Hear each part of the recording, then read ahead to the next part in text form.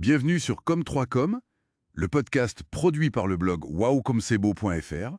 Aujourd'hui, on va explorer une approche marketing assez spéciale, le whisper marketing, le marketing du chuchotement. L'idée, c'est de faire parler d'une marque ou d'un produit, mais tout bas, quoi, sans faire de bruit ou presque. On va voir un peu comment ça fonctionne. Oui, c'est ça, c'est une stratégie qui mise vraiment sur la discrétion, sur un côté presque secret, confidentiel. D'accord. Le but, en fait, c'est de donner l'impression au public de découvrir une info un peu exclusive, tu vois, un peu comme un secret partagé. Ah oui, Et ensuite, ça déclenche un bouche à oreille qui, idéalement, peut devenir viral. d'accord. Comme si on était un peu dans la confidence. Mais pourquoi ça marche, ce côté secret? Qu'est-ce qui fait tilt? Alors, il y a plusieurs raisons, euh, plusieurs leviers psychologiques en jeu. D'abord, je dirais le sentiment d'exclusivité. Mhm. On aime bien faire partie d'un petit groupe, d'initiés, quoi. Ça valorise et du coup, ça incite à partager, mais de manière sélective. Un peu comme quand on partage un bon plan, mais seulement avec ses amis proches. Exactement, voilà, c'est un peu ça. Ensuite, il y a la curiosité. Forcément. Ah oui, si on ne dévoile qu'une partie de l'info, ça crée du mystère, ça donne envie d'en savoir plus, ça pousse les gens à chercher activement. Ça me fait penser aux bandes annonces de films qui te montrent 3 images et t'as super envie de voir la suite. C'est tout à fait ce principe. Après, il y a aussi l'authenticité, enfin l'authenticité perçue. Comment ça? Mais dans le flot constant de pubs qu'on reçoit, un message qui arrive plus discrètement, par des chemins détournés, il peut paraître plus sincère, plus vrai. Moins pub, quoi. Voilà, plus comme une découverte personnelle qu'un argumentaire de vente qu'on te balance à la figure. D'accord. Une découverte perso, ok. Et tout ça, finalement, ça crée de l'engagement. Les personnes qui reçoivent l'info les premières, elles deviennent des relais naturels. Et leur recommandation, elle est vue comme plus crédible. Logique, bon. D'accord, je vois le tableau. Mais concrètement, qu'est-ce qui fait qu'une campagne comme ça réussit? Quels sont les ingrédients clés? Alors, il faut un dosage assez précis. Déjà, un message intrigant, qui pique la curiosité, mais sans tout dire. Faut trouver le bon équilibre entre le dit et le caché. Du teasing bien fait, en somme. C'est ça. Et souvent, la diffusion, elle démarre auprès d'un cercle assez restreint. Des influenceurs bien choisis, des clients fidèles. Pour asseoir la crédibilité. Et l'exclu, j'imagine. Exactement. Et le contenu doit donner envie d'être partagé. Une info vraiment inédite, une image un peu mystérieuse, quelque chose qui sort du lot. Et parfois, oui, on joue sur la peur de rater quelque chose, le fameux FOMO. Le faux mot, ouais. Pour inciter à partager vite. Voilà, pour créer une petite urgence. D'accord.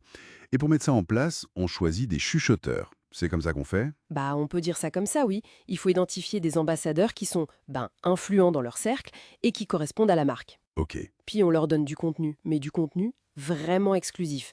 Un accès anticipé, une info en primeur. Et pour diffuser ça, on oublie les affiches 4x3. Ah oui, clairement. On va plutôt utiliser des canaux discrets, des messages privés, des petits événements sur invitation. Parfois même, on peut organiser des fuites contrôlées. Malin?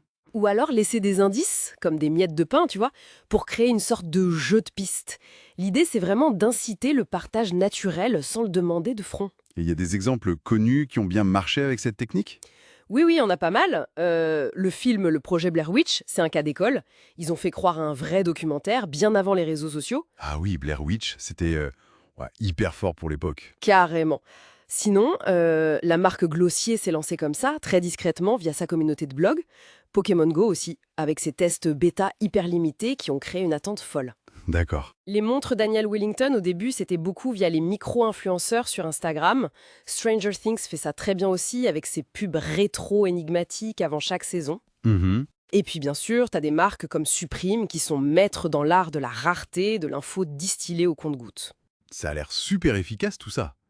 Mais j'imagine qu'il y a des risques, non? Des trucs à éviter? Ah oui, certainement. Le premier piège, c'est d'être trop cryptique. Si c'est tellement mystérieux que personne ne comprend rien, ça rate. Faut pas perdre les gens en route. Voilà. L'autre risque, c'est d'être trop exclusif. Si tu crées trop de frustration chez ceux qui sont pas dans le coup, ça peut générer du ressentiment. C'est un équilibre délicat. Ouais, je vois. L'équilibre. Et puis, l'authenticité. C'est hyper important.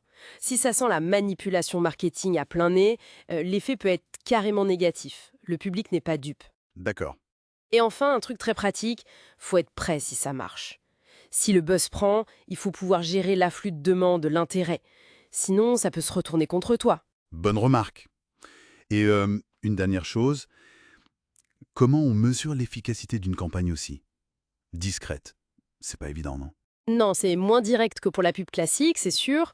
On va plutôt surveiller les mentions de la marque sur les réseaux, l'évolution des recherches Google sur le nom. Des signaux faibles, en quelque sorte. C'est ça.